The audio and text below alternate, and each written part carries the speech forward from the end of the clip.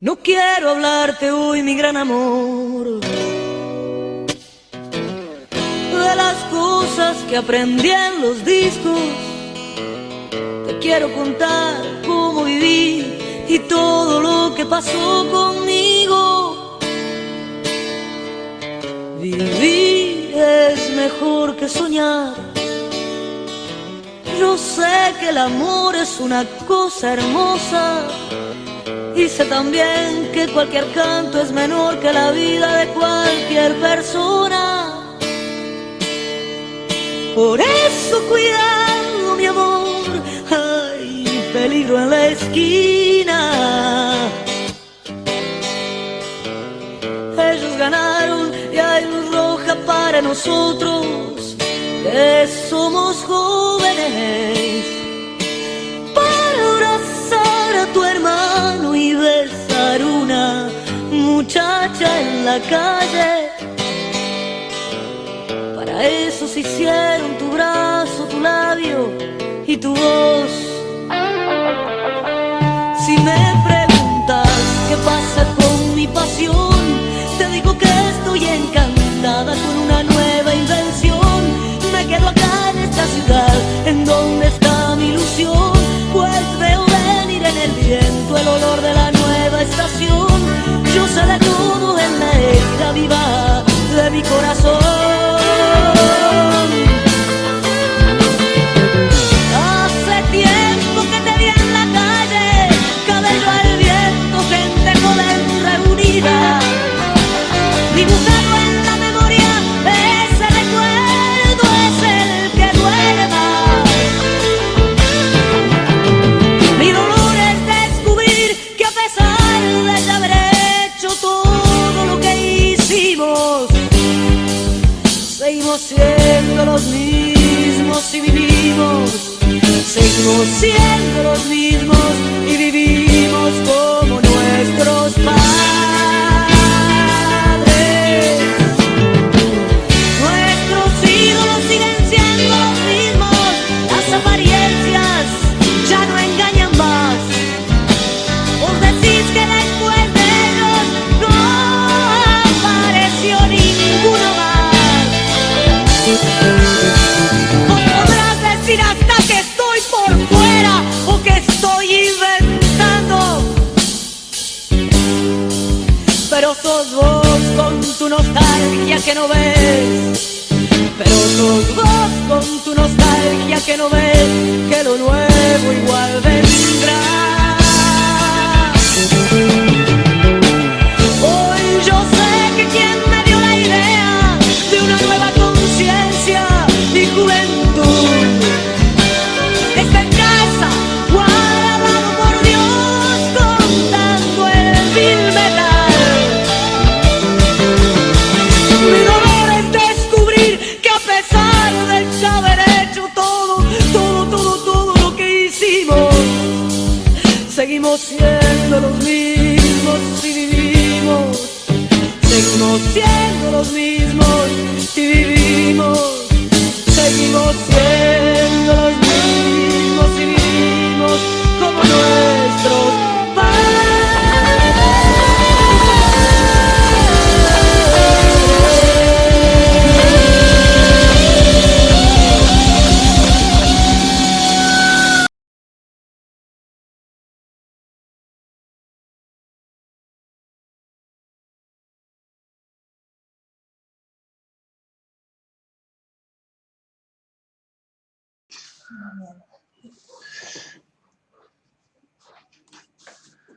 Buenas noches a todos y todas los que nos acompañan. Retomamos en la edición de hoy lo que nos había quedado pendiente el fin de semana pasado sobre los años 80, que se estiraría un poco más hacia el del 85 en adelante, ¿no? Estamos hoy con Jorge Maiki y Julio Martínez, que nos acompañan para desasnarnos un poco del tema, cómo fue toda esa época y contarnos bien qué fue lo que pasó. Muchas gracias a los dos por participar, bienvenido y adelante. Bueno, buenas noches a todos los oyentes y no sé quién empieza primero. Jorge, si me dejas una cortita, que quedó pendiente de la visión pasada. Vos viste que, digo, para no empezar a hablar del 84, 85, ya en el 83, el 27 de noviembre, hubo una convocatoria de todos los partidos políticos en el Obelisco, que fue una manifestación muy grande, ¿te acordás? Que era por un Uruguay sin exclusiones, por libertad, democracia y trabajo. Después del 84 empieza lo del Club Naval, ¿no? Y hay también no comernos una pastilla, ¿no? Porque hay una declaración de los derechos humanos en la ONU, una Comisión de Derechos Humanos, donde tiene que haber elecciones participativas, ¿ves? Y porque en un principio el primer contacto que hubo los políticos con los militares fue el Partido Nacional, el Partido Colorado y la Unión Cívica, y que al final se retiraron, no hubo acuerdo, ¿no? Después, sí, en el 84 ya entró el Frente Amplio a discutir el pacto del Club Naval. Yo por eso esa introducción que había quedado pendiente, ¿no? ¿Podés seguir tú, Jorge? Bueno, sí, tomando como base lo que tú dijiste recién, y arrancando justamente por ese periodo, asistimos en ese año 1984 a la ruptura de un informal frente antidictatorial que existía entre los partidos políticos, por un lado, los principales partidos políticos, incluido el Frente Amplio, que estaba todavía en la ilegalidad, y las organizaciones sociales. Esta ruptura se va a producir básicamente en un conjunto de negociaciones que van desde la reunión del Parque Hotel hasta llegar, digamos, al acuerdo de Club Naval. La ruptura se va a dar por el lado del Partido Nacional, que no acepta las condiciones que se establecen en el acuerdo de Club Naval, por el cual se va a arribar a las elecciones del año 85 con proscripciones. Esas proscripciones tienen que ver con los principales candidatos que se mencionan en ese momento. En el caso del Frente Amplio, el general Iber Seregni, que fue liberado al cabo de un tiempo, y que el Frente Amplio acepta concurrir con esa candidatura proscripta, pero no así el Partido Nacional, al cual se le proscribe el principal referente, que en ese momento era Wilson Ferreira Leonard. Y hay también una división dentro del Frente Amplio, una división menor, porque una organización que se había fundado, una coalición que se había fundado en el seno del Frente Amplio y que reunía a los sectores de izquierda más radical, que era la izquierda democrática independiente, se va a pronunciar también en contra del acuerdo de Club Naval. Va a ser la única fuerza dentro del Frente Amplio que se va a pronunciar en contra del acuerdo de Club Naval. En el acuerdo de Club Naval, además, habían dos elementos importantes. Por un lado, el arribar a un acuerdo en el cual se iban a realizar elecciones con proscripciones de dirigentes políticos, candidatos, y además se discutió también el asunto de la amnistía de los presos políticos. En ese momento se estaba levantando el planteo de una amnistía general y restricta, o sea, no hacer ningún tipo de categoría, sino simplemente hacer una amnistía general para todos los presos políticos, sean los presos políticos que hubieran estado involucrados en acciones armadas o en organizaciones armadas, o los presos políticos que habían formado parte de organizaciones de izquierda legales y que se habían desarrollado su acción a través de los mecanismos legales y constitucionales en aquella época. Eso finalmente no se terminó materializando así. Hubo una amnistía para los llamados presos de opinión y para los llamados delitos de sangre, como se les hizo en aquel momento. Se hizo una especie de reprocesamiento, pero no amnistía. Un mecanismo por el cual se contabilizó los años de prisión y se le multiplicó por un coeficiente, y por esa vía se le encontró la vuelta para que también esos compañeros pudieran salir. Esa fue, digamos, una de las consecuencias también de lo acordado en todas esas reuniones que van desde el Parque Hotel al Club Naval.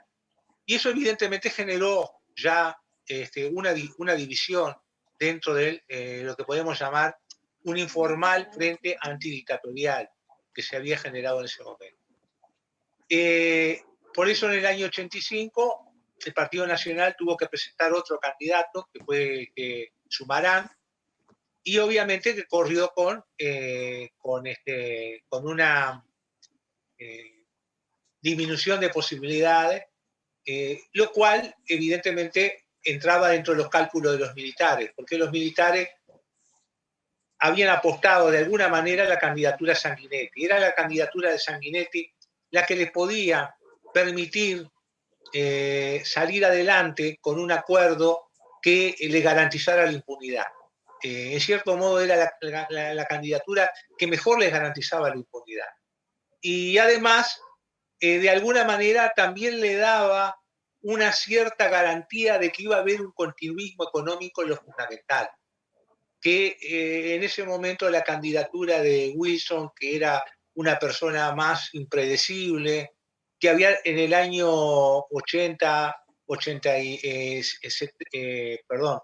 72, antes de la dictadura, había planteado iniciativas como, por ejemplo, planteos sobre reforma agraria o ciertas menciones a la reforma agraria que había hecho, en aquella Mi compromiso con usted, que era el programa que había presentado.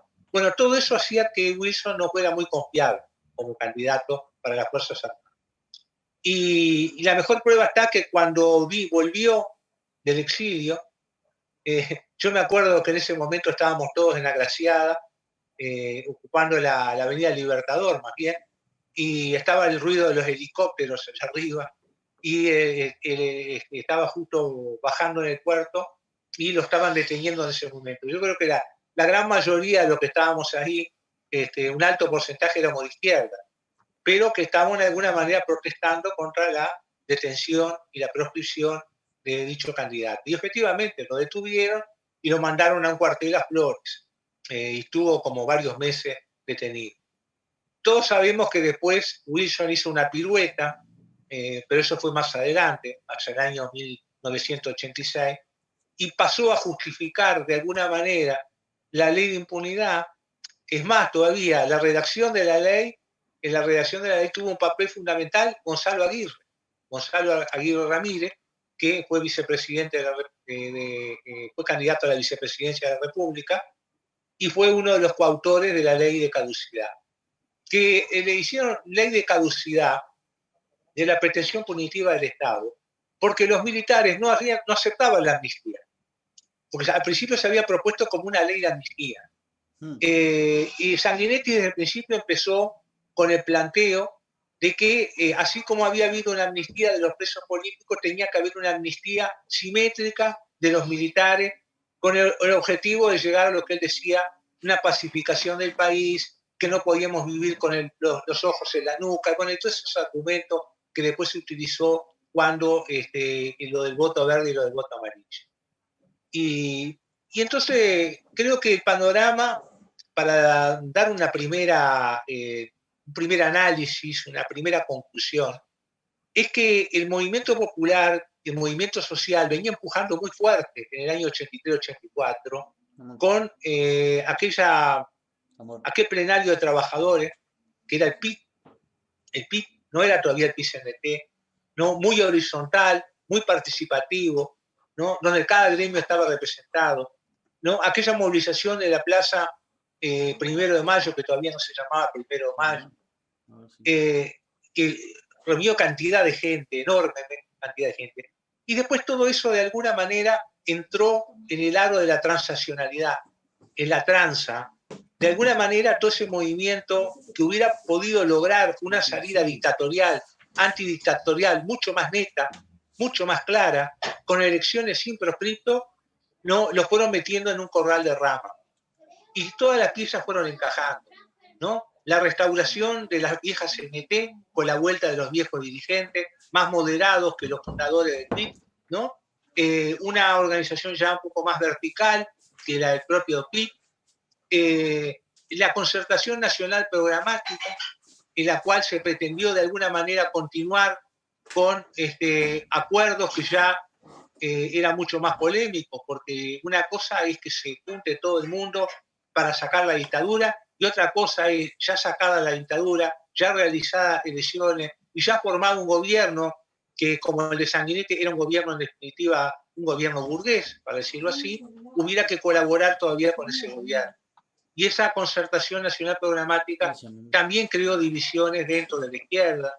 Yo en ese momento militaba en la izquierda democrática independiente, y la propia IBI, que había estado en contra del acuerdo de Cunaval, se dividió también con relación a la CONAP, ¿no?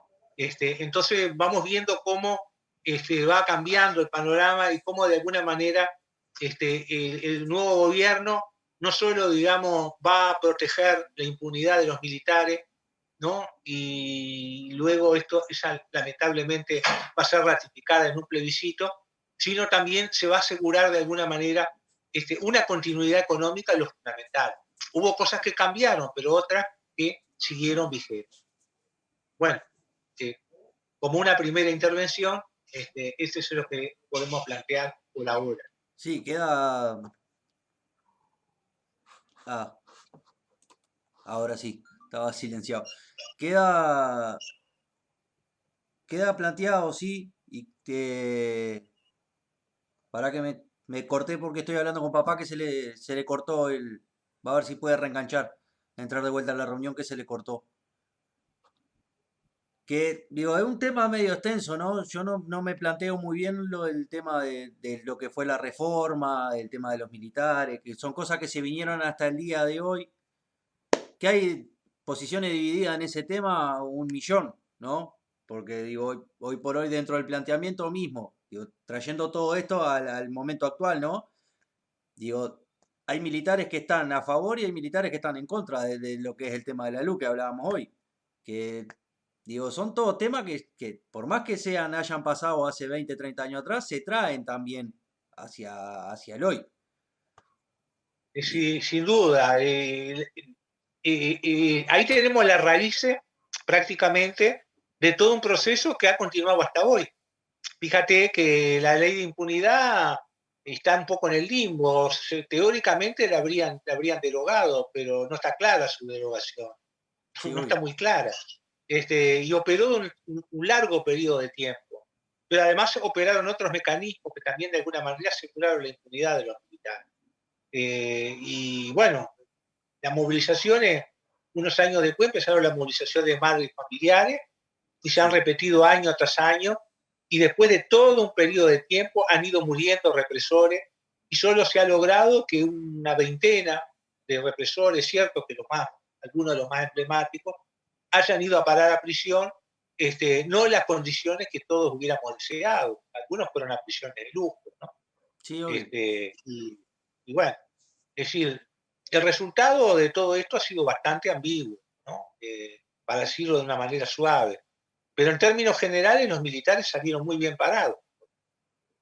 Salieron muy bien parados, incluso si comparamos con Argentina, por ejemplo, donde hubo mucho más procesamiento, donde hubo juntas militares enteras que fueron juzgadas y fueron condenados sus miembros. Entonces tenemos también elementos para comparar con la experiencia de otros países vecinos. Sí, sí, sí. En Uruguay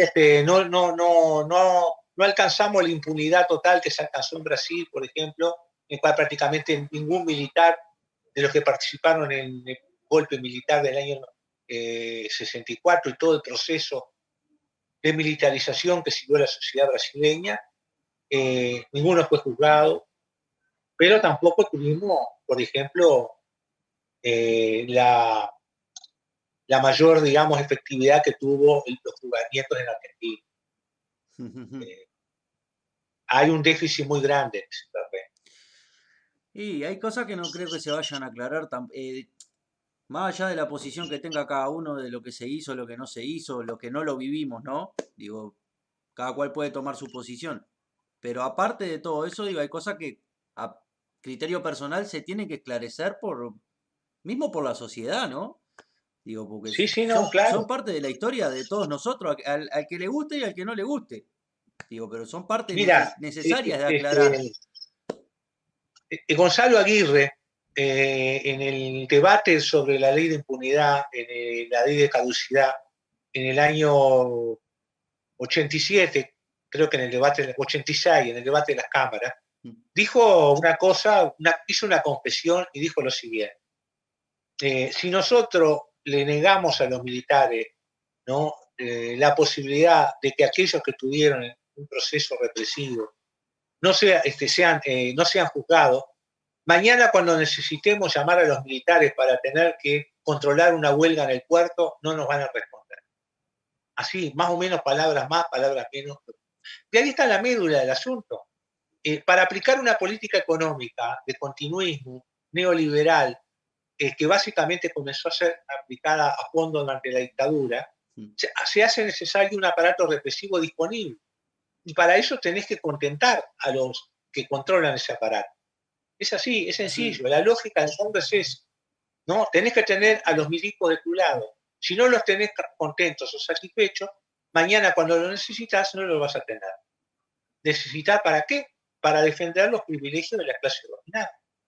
Yo creo que esa es la comprensión de fondo que está detrás de todo eso. Y por eso es que no se ha ido a fondo contra eso. Por parte, digamos, de algunos, por complicidad. Pero claro, esas cosas no se dicen. No todos tienen la sinceridad de Gonzalo Aguirre que lo dijo, ¿no? Y dentro de todo ese tema, a mí me contaron una anécdota que capaz que vos la podés tener más clara que yo, ¿no? De lo que pasó. De gente que trabaja, actualmente están trabajando, son militares, ¿no? Que decía, pero son navales.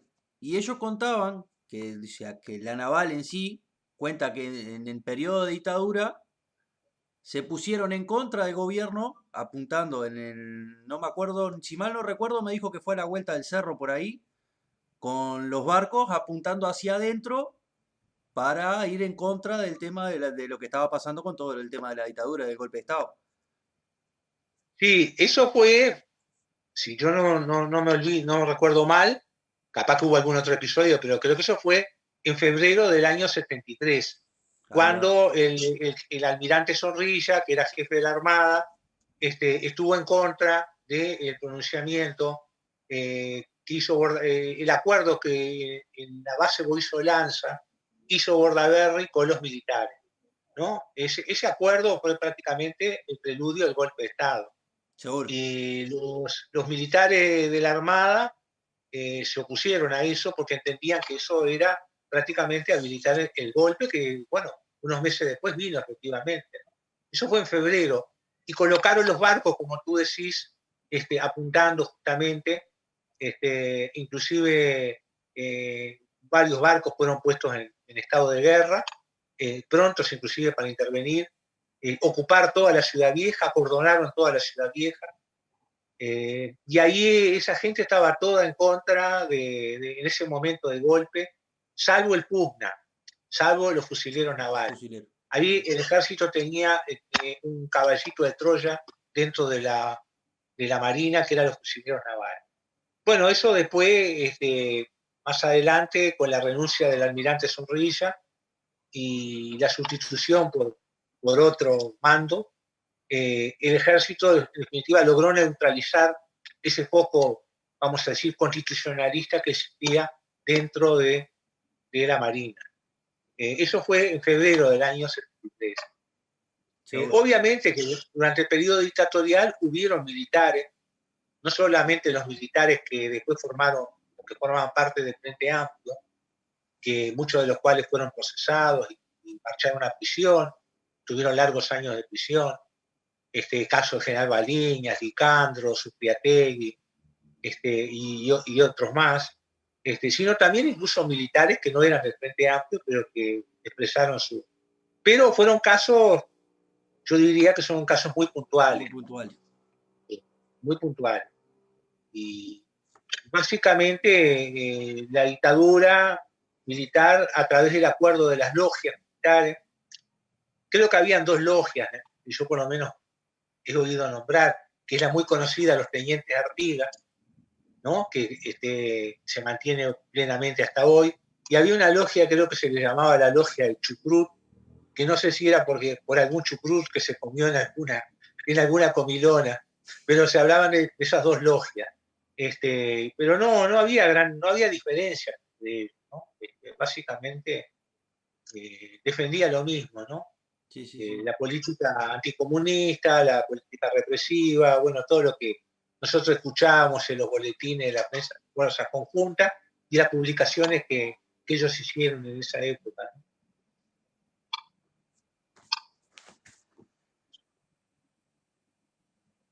Sí, perdón que me colgué que estoy mandándole mensaje a papá también a ver si se puede enganchar.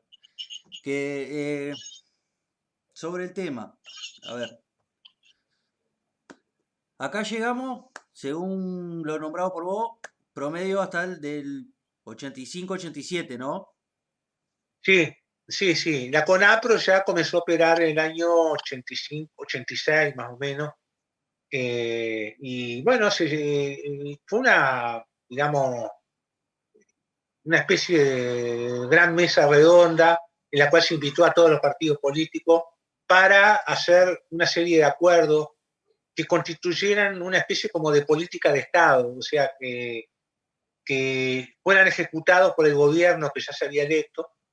Y el fundamento era de que, bueno, de que el país salía de una situación de fragilidad económica, social, y que era necesario tender puentes para consolidar la democracia, etcétera, etcétera. Y yo recuerdo haber leído algunos capítulos de lo que se acordó de la CONAPRO, y en aquel momento el Partido Colorado, que estaba en el gobierno, fue lo suficientemente hábil como para largar prenda en muchas cosas. Y tú cuando lees, por ejemplo, los acuerdos de la CONAPRO, lees los textos, hay muchas cosas que tú dices, pero bueno, pero esto parece hecho por alguien de izquierda. Y lo que pasaba era que después Sanguinetti, el gobierno, no cumplió nada, absolutamente ninguno de esos acuerdos. Sí. Prácticamente no cumplió con ninguno. Creo que, por supuesto, la apertura de relaciones con Cuba, la apertura de relaciones con algunos otros países, eso sí, porque en cierto modo estaba obligado a hacerlo. Y algunos otros elementos en el terreno más bien simbólico. Pero luego la política fue una política de contención, un intento de contención salarial, que si no lo logró plenamente fue porque en ese momento todavía el PIS-NT tenía fuerza suficiente como para lograr aumentos salariales por encima de la inflación. Y las primeras pautas que se hicieron fueron de aumentos salariales por encima de la inflación. Hubieron conflictos importantes, hubo un conflicto, por ejemplo, bastante sonado, fue el conflicto de los trabajadores de CUPSA, ¿no? Que fue una huelga bastante dura. Yo no me acuerdo si fue en el año 87 o en el año 88. Y después no podemos olvidarnos también que el gobierno Sanguinetti tuvo un ministro en particular, Antonio Marchesani, ¿no? Que fue un ministerio muy duro. Fue el periodo en el cual se empezaron a hacer racias y esas racias, inclusive, en una de esas racias se detuvo a un trabajador de la construcción, Guillermo Machado, eso fue en el año 1989, y murió torturado en una de las comisarías, ¿no? Quizás muchos no recuerden eso, pero el caso de Guillermo Machado, trabajador de la construcción, fue un caso de ambos. Y eso ya estamos hablando casi en los 90, ¿no? Sí, casi en los 90. Ya estamos ahí bastante más acá. Sí, sí. Pero como estábamos llegando del 85 a los 90, sí, estoy mencionando un poco, digo, en un ida y vuelta, estoy mencionando, digamos, datos y elementos que tienen que ver un poco con lo que era esa época. Sí, no, yo nombro la fecha por el tema de que no estamos tan lejos tampoco, en que no fue en el principio de todo el quilombo de la dictadura, sino ya casi llegando a los finales, ¿no? Digo que todavía se seguían dando esas cosas.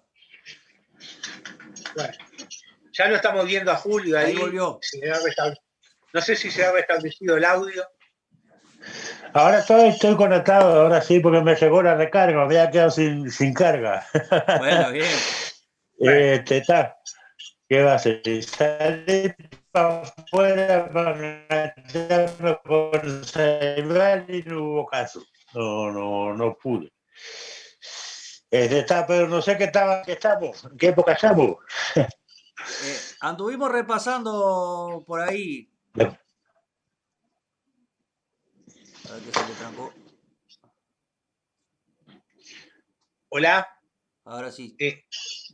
Sí. Yo escucho bien, Estábamos habíamos llegado al tema de la CONAPRO, habíamos hablado de las elecciones del año 85 con políticos proscriptos, con el Wilson proscripto.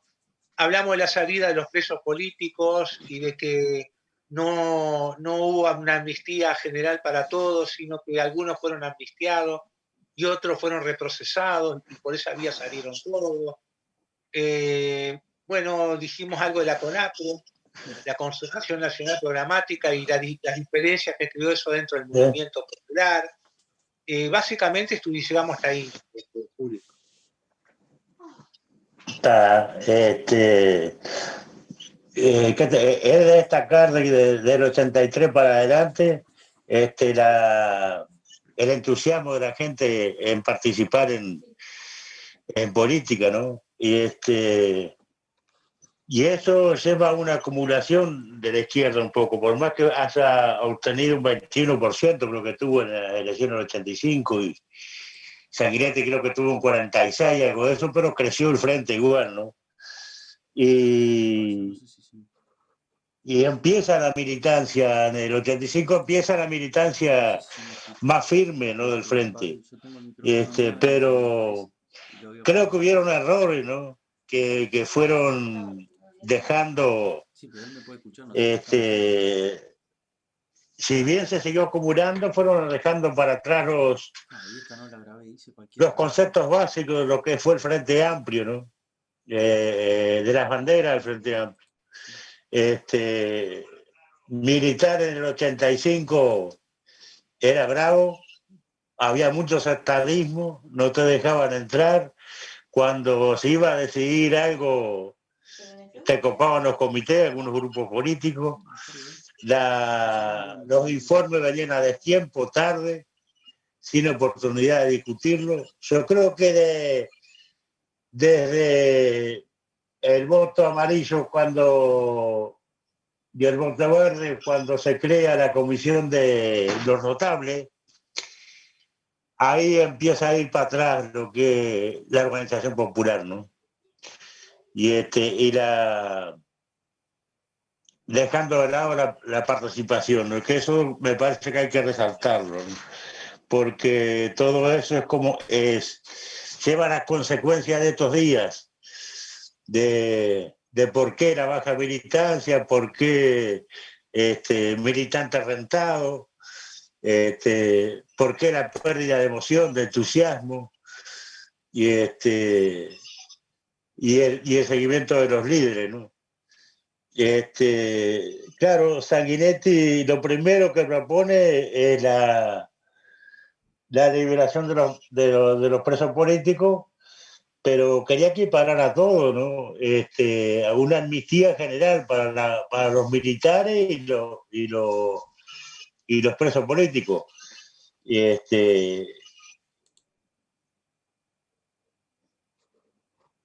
Y esa ley excluía a los militares y a las policías de los crímenes políticos, ¿no?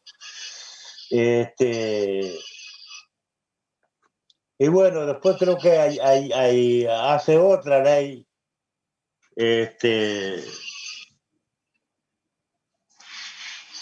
que no me acuerdo cómo era que se llamaba, de la impunidad punitiva del Estado, algo de eso, ¿no? Ley de caducidad, ley de la caducidad punitiva del Estado. Esa misma, que de ahí después se va al voto verde, ¿no? Que perdimos por poco. Yo me acuerdo que también era restringido, yo vivía en 33 en esa época, y no se podía, siempre fue un gobierno blanco, ¿no? Y no se podía, el turismo se hace un festival, todos los turismos, y no se podía poner ninguna alusión al voto verde. Y había un campamento que decía el bote verde, en vez del voto verde, el bote verde.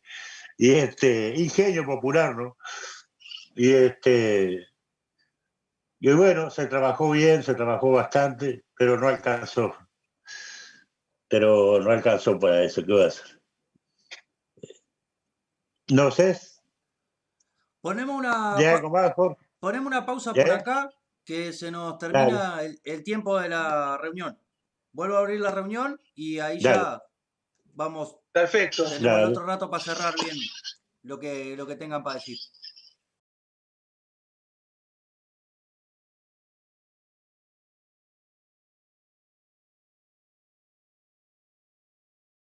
Bueno, ahora sí reenganchamos con la segunda parte. Algún problemita técnico en el medio, pero salió.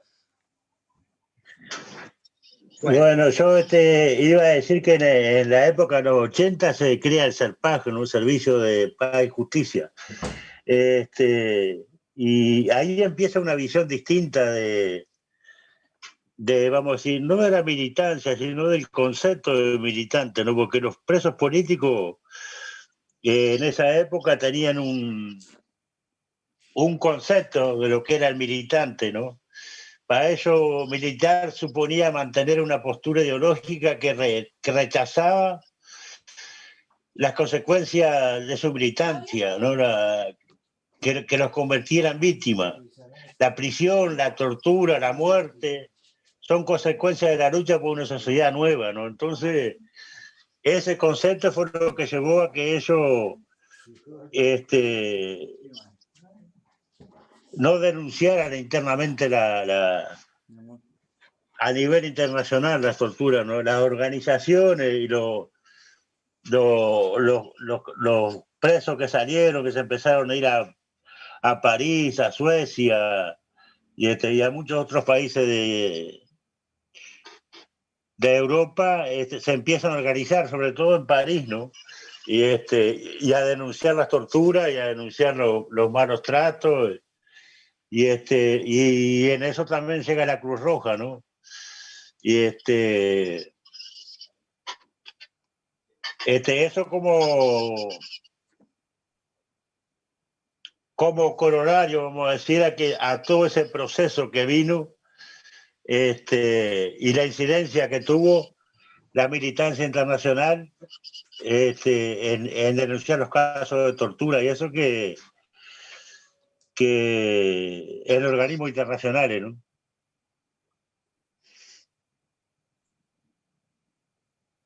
¿Estás por ahí, Jorge? Sí, sí, es cierto eso. Yo iba a insistir un poquito en la línea de lo que tú habías dicho hoy, de que de alguna manera el nuevo gobierno de Sanguinetti, por un lado, y por el otro lado también el movimiento popular se va dando, en cierto modo, sin querer, ¿no? Favoreciendo también al gobierno instalado, los planes del gobierno instalado, recién instalado, una especie de institucionalización de la militancia, una especie, digamos, de verticalización de las organizaciones políticas y en particular también el Frente Amplio que tú mencionabas con relación a los comités y el autoritarismo que se daba por parte de algunos grupos, que era también la expresión en parte también de la lucha que se daba dentro del Frente Amplio. Ya había en el Frente Amplio, ya con la salida de Sedeñi, con el discurso que Sedeñi hizo desde su propia casa, ¿no? Que algunos fuimos a escucharlo, hubo un planteo, bueno, de que había que salir en un tono, no, digamos, de empujar con la masa de la calle, hacer que la dictadura cediera en aquellos puntos que no estaba empeñada en no ceder, sino básicamente, bueno, buscar un acuerdo con el argumento de que, bueno, de que no podíamos ir a una confrontación con los militares, de que había que aceptar algún tipo de Perdón, Jorge, salida. concertar fue la palabra. Claro, Concertar. exacto. Y bueno, y un concertar, claro, la misma palabra concertación apuntaba a eso. Y dentro del Frente Amplio se dio una lucha.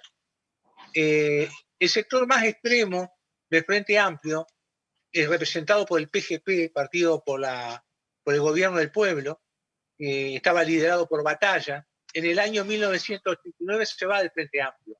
Viene a ser como el ala derecha del Frente Amplio y rompe por la derecha con el Frente Amplio, ¿no? Esa fue la primera gran ruptura que el Frente Amplio tuvo en el año 1989. Ese sector en las elecciones del año 1985 había sacado casi la mitad de los votos del Frente Amplio. O sea que la gente dentro de los que votó el Frente Amplio, un alto porcentaje de la misma votó justamente a la opción más moderada dentro del Frente Amplio.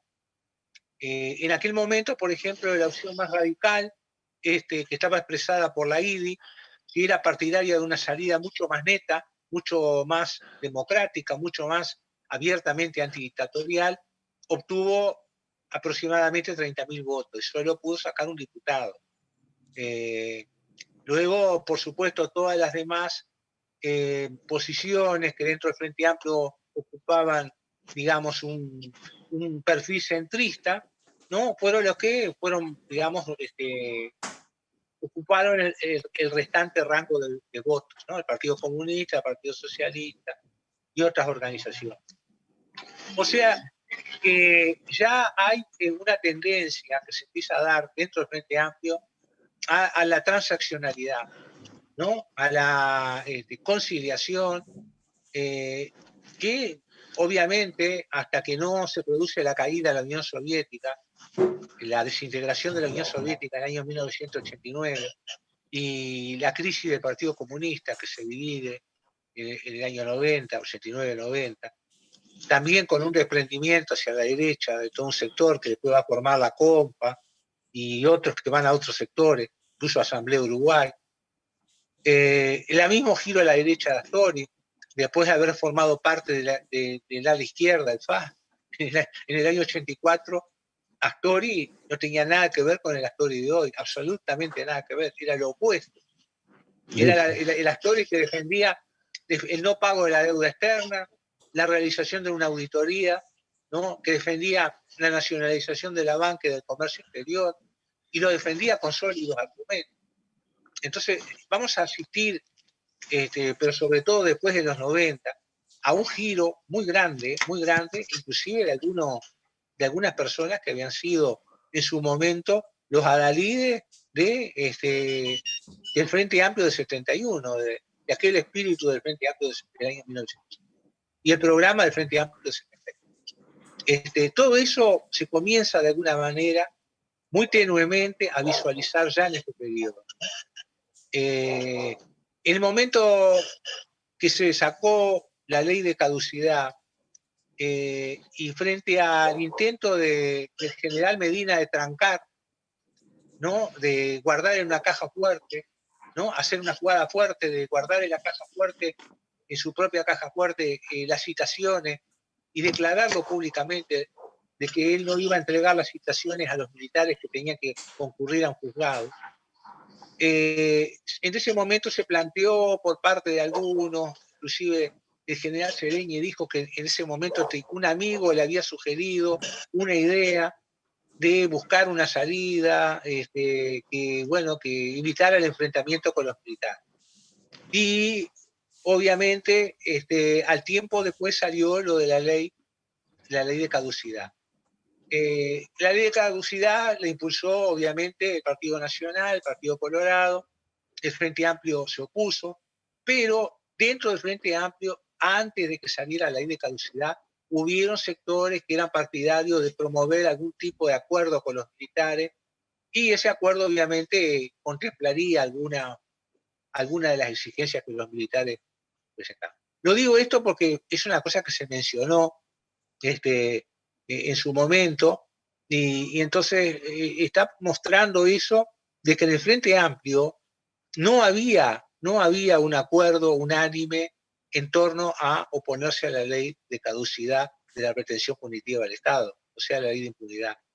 Y eso se vio más claramente reflejado cuando se produjo casi enseguida, después de la derrota del voto verde, la salida al poco tiempo de la gente de Batalla, que se va del Frente Amplio, y más adelante, bastante más adelante, Batalla termina haciendo un acuerdo ya en el año 94 con Sanguinetti para ir como candidato a la vicepresidencia de la República.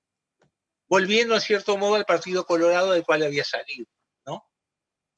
Todos esos movimientos que se dan, movimientos políticos, van marcando también que el Uruguay, que tenía la posibilidad en el año 84 de haber logrado otra salida diferente, y hoy día estaríamos preguntando qué hubiera pasado si el Uruguay hubiera tenido una salida más neta, sin proscripto, ¿no? ¿Qué hubiera pasado? Quizá el curso de la historia hubiera sido diferente, o no, pero todos sabemos cómo fue, y finalmente hubo, de hecho, una orientación hacia una creciente convergencia con el tiempo de grupos políticos que en su momento habían estado en posiciones opuestas. Y no por el lado de la derecha, por el lado de la izquierda. Sí. Y ya algunos síntomas, algunos signos se vieron un poco en esa época. Por supuesto que después de la desintegración de la Unión Soviética les quedó el camino libre, ¿no? Se vendió la idea del fracaso del socialismo y de que ahora lo que había que hacer no era programas radicales, programas de ruptura con los grandes centros de poder capitalista, sino que había que buscar un nicho, ¿no? Una adaptación, a ver si se podía hacer políticas ya no antiimperialistas, sino simplemente políticas progresivas, ¿no? Pero políticas dentro del sistema, dentro de la subordinación a los grandes centros de poder mundial, no contra los grandes centros de poder. Sí. Y eso fue el trillo en el cual el Frente Amplio, no sin diferencias internas, no sin quiebre, no sin discusiones, ¿no? Con el correr de los años fue entrando. Fue a donde fue llegando más al progresismo hoy por hoy, ¿no? Claro. Lo que se habla mucho de que se separó de la izquierda radical, vamos a decir, y se fue yendo para el progresismo de conciliación y demás. Digo, que por lo que yo he escuchado se habla Tú bastante. encontrás, por ejemplo, que en el año 1994, en el Congreso en el cual se estableció la formación del Encuentro Progresista, estamos hablando de unos años después, puntos fundamentales del programa del año 1989, como ser, por ejemplo, la auditoría de la deuda externa con previa suspensión del pago de la misma, que era uno de los puntos que figuraba en el programa del 89, la nacionalización, la estatización del comercio exterior y la nacionalización de la banca desaparecen del programa del 90. Ya en el programa del 94 eso no estaba más, no entró a figurar más. Y eso es muy sintomático, ¿no?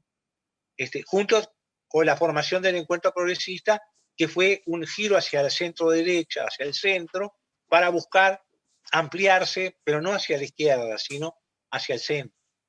Y para eso había que tirar todos esos planteos, ¿no?, radicales que había, ¿no?, que eran rupturistas. De alguna manera todo eso fue quedando en el camino. O sea que el Frente Amplio, mucho antes de llegar al gobierno, ya había, como quien dice, largado muchos aperos por el camino. Seguro.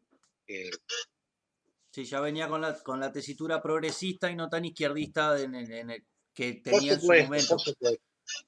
Por supuesto. Ahí va. Sí, digo, son cosas que sí, hay que analizarlas para entenderlas bien, ¿no? Digo, porque por lo que uno las ve, decir Frente Amplio izquierda, analizándolo fijamente no es tan izquierda, sino más bien progresista. Nosotros en el movimiento de participación popular, en el cual en mi caso particular estuve militando hasta el año 1997, dimos una lucha dentro del Frente Amplio para mantener ese programa del 89, y en ese congreso inclusive, que se hizo, no me acuerdo cómo se llamaba el congreso, en el año 1994, estuvimos defendiendo justamente esos planteos. Y luego esos planteos desaparecieron. O sea, la mayoría del Congreso resolvió quitar, digamos, esas tres grandes medidas junto con otras, Y bueno, y luego en el Congreso del 2004, por ejemplo, se dio la famosa discusión en torno a la ley de caducidad, en la cual Fernández Huidobro hizo la defensa de no incluir en el programa del Frente Amplio la ley de caducidad, y Hugo Core hizo la defensa contraria de mantener la ley de caducidad. Y lamentablemente ese Congreso, por una clara mayoría, votó sacar a la anulación de la ley de caducidad, sacarla del programa del Frente Amplio. Lo que pasa es que después, más adelante, por la vía de los hechos, ¿no?, se volvió a restablecer, ya durante el gobierno de Tabaré Vázquez, la idea de que había que, de alguna manera, volver a reposicionar la ley el cuestionamiento de la ley de caducidad, pero eso lo llevaron adelante dentro del Frente Amplio sectores, vamos a decir, relativamente minoritarios. Y en definitiva, en el año 2009, cuando se hizo el voto por la Rosada, eso empezó un poco de abajo. Unos pocos grupos arrancaron con eso. Y fueron empretando, en cierto modo, a la dirección del Frente Amplio, de mala gana, apoyado. Todos sabemos, por ejemplo, todas las vueltas que dio Mujica, ¿no?, y todo lo que eso influyó para que en definitiva el referéndum no saliera. Pero vamos a decir la verdad, se logró un 48% de adhesiones, ¿no? Si se hubiera logrado 2 puntos más, y se hubiera sobrado la papeleta, todos los grupos hubieran sobrado la papeleta, y si hubiera, por parte de algunos dirigentes, no haber hecho las declaraciones ambiguas, cuando no directamente, digamos, perjudiciales para el referéndum hubiera salido, ¿no?, y se hubiera logrado una gran victoria política, ¿no?, además de una victoria real en el terreno de la anulación de la ley. Y bueno, todas estas cosas que fueron ocurriendo más adelante, encontramos los gérmenes ya de las mismas en este periodo que estamos considerando, el periodo del 85 al 89, y si vamos más atrás, vamos a encontrar también gérmenes más atrás, en acuerdos que se hicieron, inclusive dentro de los cuarteles, ¿no?, entre determinadas fracciones que luego resultaron hegemónicas dentro de la fuerza política que había llevado adelante, ¿no?, el proceso de lucha armada en el país. Sí. Son todas cositas que se vienen gestando de década en década, ¿no? No es nada de lo que pasa se germina de golpe, no es una explosión de algo que pasa, son todas cosas que vienen ya pensadas, que uno no se entere, bueno, vaya y pase, pero digo, todo lo que pasa son cositas que vienen ya germinando de década en década, según con el movimiento de la sociedad, ¿no? Y para dónde la quieran llevar. Que eso... Bueno, yo creo que la función de este tipo de espacio, de crónica de pasado y presente, es justamente hacer que todos podamos conocer estas cosas, analizarlas, tomarlas en consideración, saber, como tú decías, que es un proceso que ocurre, no es una cosa que ocurre de golpe. Ese proceso también se ubica no solo dentro de un proceso que se da en Uruguay, sino un proceso mundial, ¿no?, dentro del cual la desintegración de la Unión Soviética y del bloque de Europa del Este tuvo consecuencias que todavía se prolongan hasta el día de hoy. Porque no solo el Frente Amplio vive un proceso de pasaje del antiimperialismo, de una posición protosocialista a una posición progresista, no puramente reformista, sino que también organizaciones inclusive que llevaron adelante la lucha armada, ¿no?, en Centroamérica, terminan cayendo también en ese tipo. No vayamos a pensar que solamente las organizaciones que desarrollaron formas de lucha legales, pacíficas o dentro de la institucionalidad, también organizaciones que estuvieron, por ejemplo, Farabundo Martí, y en cierto modo también el Frente Sandinista, para mencionar algunas. Sí. O sea que hay un fenómeno general de retroceso ideológico, ¿no?, de las fuerzas de izquierda, ¿no? Y bueno, después también hubieron otras fuerzas que se mantuvieron aferradas a la cuestión, digamos, de principios, siguieron defendiendo la vigencia del socialismo, plantearon que en definitiva lo que ocurrió en el año 90 en la Unión Soviética, en los países de Europa del Este, forma parte de un ciclo que se terminó, pero que la historia no es lineal, ¿no? Así como se termina un ciclo, puede nuevamente relanzarse otro ciclo. Renacer otro, ¿no? sí, sí. Entonces, no es que el socialismo haya fracasado, simplemente que hubo un ciclo, ¿no? Así como hubieron ciclos dentro del capitalismo, en el cual el capitalismo avanzó y luego retrocedió, por ejemplo, después de la Revolución Francesa, hubo un establecimiento absolutismo en toda Europa, y muchos años después se relanzó nuevamente, ¿no?, el ciclo de revoluciones burguesas. Con el socialismo también puede pasar algo parecido.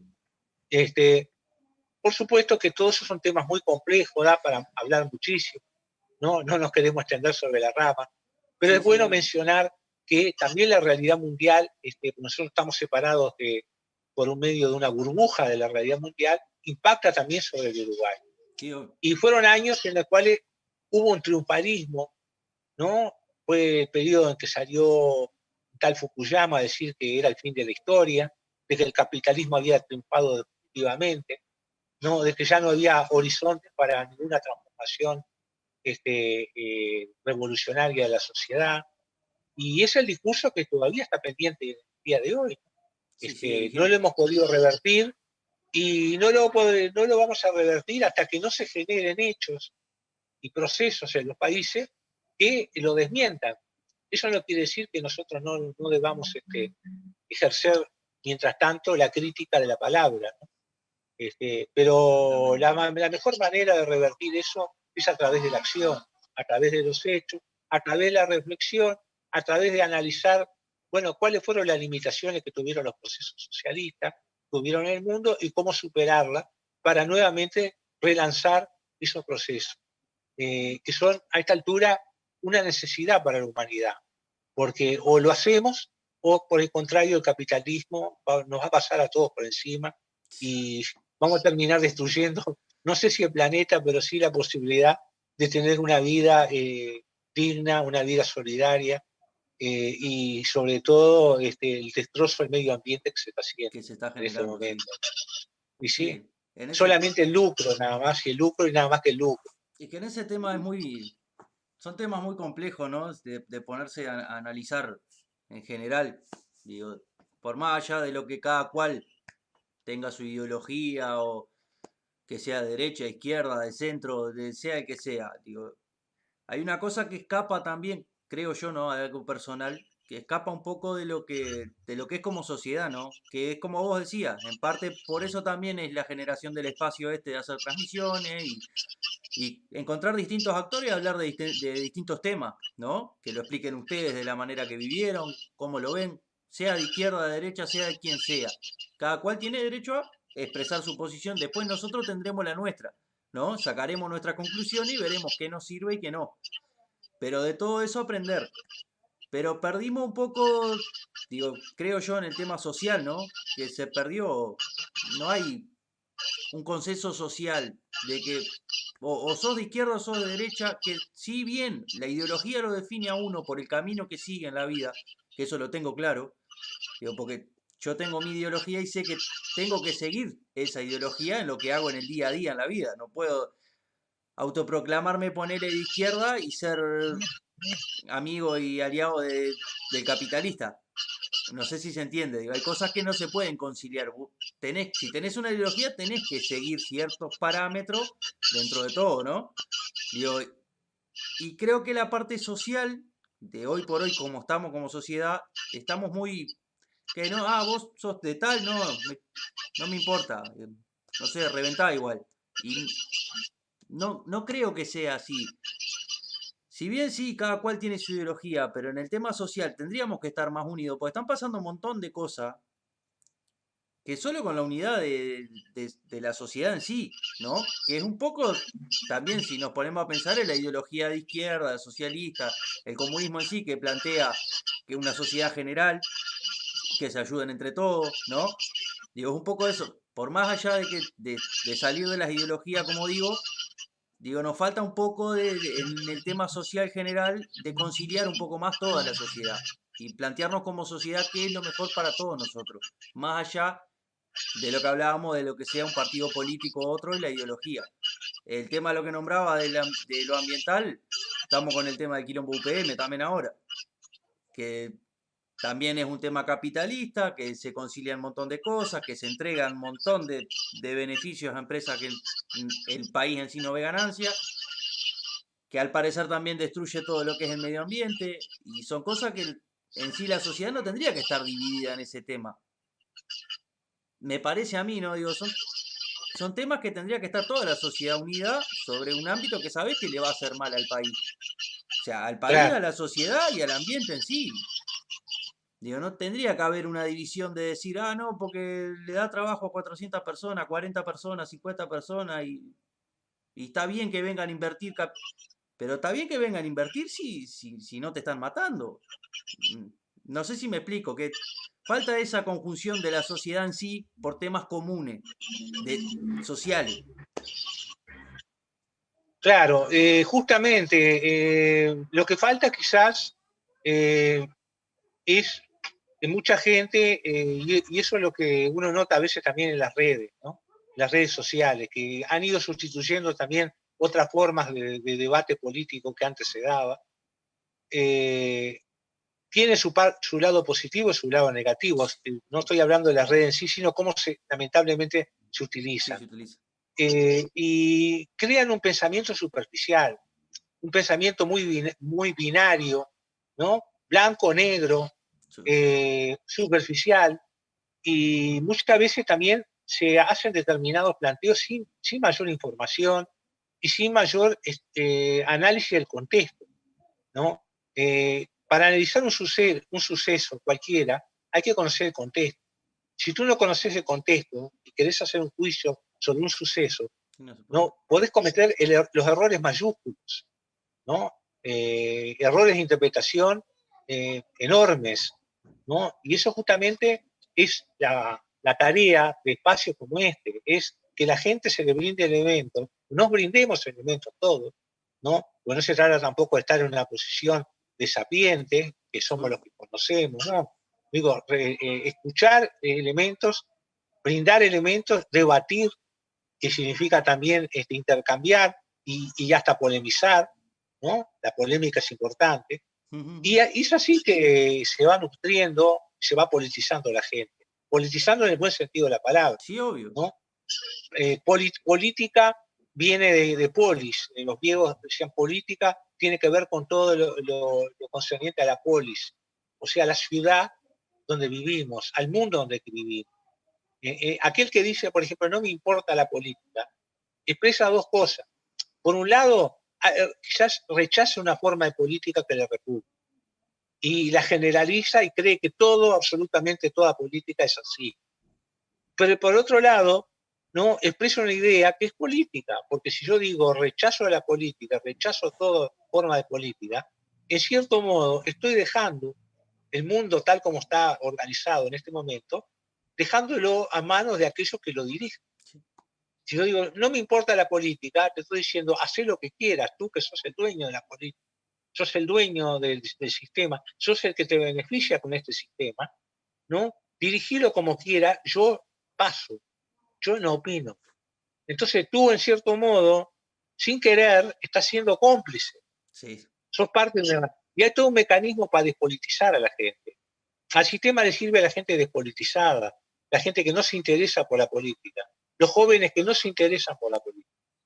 Sí, obvio. Y le interesa también que haya un cierto asco de la política, ¿no? Y entonces, cuando se observan, por ejemplo, fenómenos de políticos que tienen dos caras, que tienen una prédica y luego hacen, cuando llegan al gobierno o a algún cargo, hacen exactamente lo contrario, o son corruptos, o no son consecuentes con lo que plantean.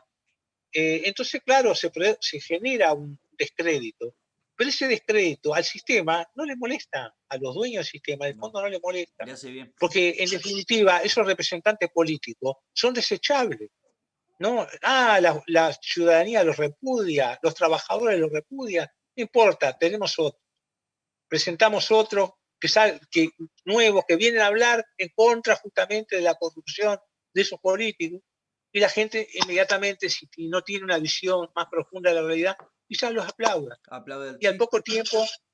poco tiempo se desencantan también de eso.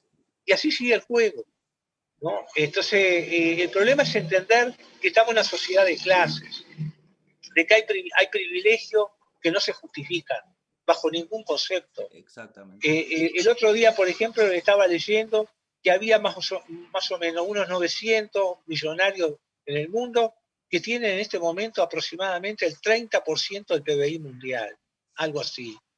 900 tipos. Uno se tiene que preguntar, ¿qué provecho le traen a la humanidad tamaña concentración de la riqueza? ¿Qué provecho? ¿No se podía organizar la economía de la humanidad sin esa cantidad impresionante de millonarios? Tanto dentro de un país pequeño como dentro del conjunto del planeta. Bueno, eso nadie se lo cuestiona, poco se lo cuestiona. Nos damos por sentado de que eso parece como que eso tiene que existir para que haya un progreso de la humanidad. Y con la tremenda desigualdad, pero no solo desigualdad, hay gente que no tiene siquiera un rancho donde guarecerse, una vivienda digna. Ya no se trata solo de desigualdad, que es una cosa irritante, sino también falta de derechos humanos. Y son derechos, No, los derechos humanos fundamentales. Derechos básicos que no se cumplen. Los derechos básicos, claro, lógico. Todos Entonces, es una farsa hablar de democracia cuando ese derecho fundamental ni siquiera está garantizado. Exactamente. Bueno, Jorge, te dejo tu tiempo para cerrar el espacio de hoy. Nos quedan 8 minutitos. Agradecerte por siempre estar dispuesto cada vez que se te llama, así sea de apuro, para participar y exponer, digo, tu forma de ver las cosas, que a mi parecer me gusta conversar contigo, tenés una forma clara de expresar las cosas y se te entiende, digo, así como los que han participado hasta ahora, y invitar a la gente, el que quiera participar, de hablar de cierto tema, cualquiera está invitado a hablar, que no somos...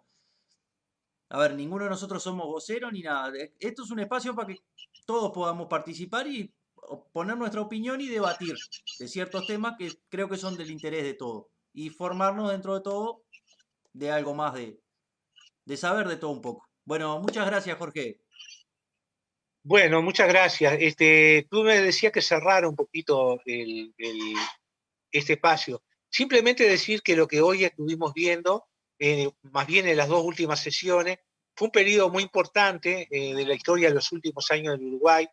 Fue el periodo en el cual la dictadura se empezó a retirar, ¿no? Porque hubo un retiro ordenado, empujado en parte por grandes movilizaciones populares, y luego un segundo periodo en el cual, de alguna manera, el país se reinstitucionalizó hasta cierto punto en base a los viejos moldes, ¿no? A los viejos moldes, la vuelta de los viejos dirigentes políticos, la vuelta de las viejas formas de hacer política, y también un periodo impreciso desde el punto de vista institucional, porque existió tanto a nivel del Uruguay como a nivel de la Argentina la posibilidad de un retorno del militarismo, ¿no? Recordemos el general Medina jugando fuerte y guardando la caja fuerte la citación de los militares, y recordemos los dos intentos que hubo en Argentina de levantamientos militares en Campo de Mayo primero y de los Cara Pintada después, sí, ¿no? Justamente por el tema de los derechos humanos. Y también digamos, el episodio de la tablada, que muchas veces es olvidado cuando un conjunto de militantes intentaron tomar el cuartel de la tablada. Todo esto marca un periodo bastante particular, donde algunas cosas que después ocurrieron más adelante se fueron insinuando en ese periodo, ¿no? Y culmina ese periodo con un acontecimiento que fue negativo, ¿no? Que fue justamente la desintegración de la Unión Soviética. Y más allá de todas las carencias, de todas las hipotecas que tenía la experiencia de construcción del socialismo en la Unión Soviética y todas las críticas que se le podían formular, que son muchas, la restauración del capitalismo, el avance de la OTAN hacia el este, que todavía lo estamos viendo hoy, y sobre todo cómo el capitalismo también en Europa evolucionó hacia el neoliberalismo y cómo se abandonó toda la política de protección social, ¿no? Que existía incluso en la propia Europa, se fue abandonando de alguna manera, hasta llegar a una forma de capitalismo descarnado, ¿no? Bueno, todo eso son fenómenos que ocurrieron en esa década y que sus consecuencias se proyectan hasta el día de hoy. Hasta el día de hoy. Dicho esto, agradecer también la invitación que ustedes hacen y ponderar la obra, digamos, de difusión de crónicas de pasado y presente realiza. Y sobre todo, tratar de que de alguna manera los más jóvenes puedan de alguna manera integrarse también a todo esto, ¿no? Para tener un diálogo con las nuevas generaciones y, bueno, mantener en alto la esperanza de un mundo mejor. Es eso. Muchas gracias. No, gracias a ti, Jorge. Para comentarles a la gente que nos está viendo, esperen que me perdí, que es un comentario al pasar. Vamos a retransmitir hablando sobre el tema de la LUC y el presupuesto y demás. Hay un grupo de gente que va a hacer una reunión para hablar sobre el presupuesto puntual de la educación que trata la LUC y demás.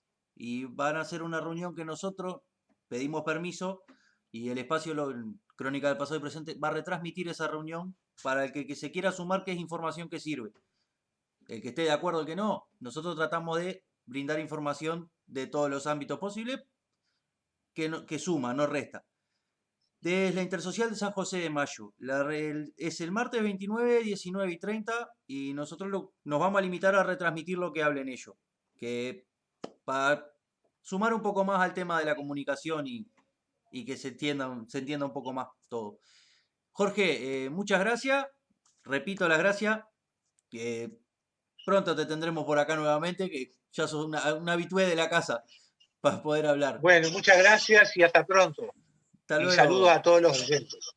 Muchas gracias. Bueno, muchas gracias a todos por acompañarnos y nos vemos en una próxima edición. Feliz año para todos también. Feliz año.